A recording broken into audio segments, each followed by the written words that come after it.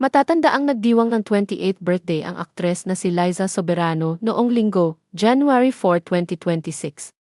Ipinost ni OG Diaz sa kanyang Instagram stories ang birthday message niya para sa aktres. Ito ang birthday message ni OG para kay Liza. Happy birthday, Liza Soberano. Sana ma-achieve mo ang dream mo to make it big in Hollywood.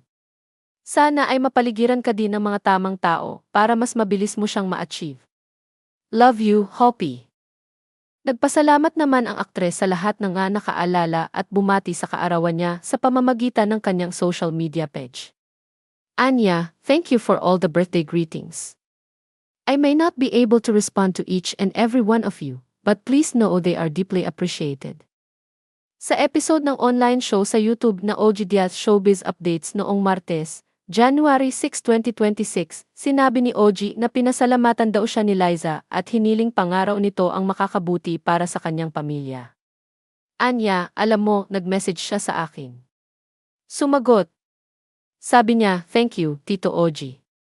I hope you and the family are doing well. Thank you, Liza. Kaya naman natuwa si OG dahil doon at sinabing tila palatandaan daw iyon na walang dinadalang sama ng loob si Liza sa kanya. Dagdag pa niya ang tatanda na namin. Kumbaga, magtatanim ka ba ng sama ng loob? Once upon a time, naging anak mo yan. Nabigyan ka rin naman ng magandang career because of Liza.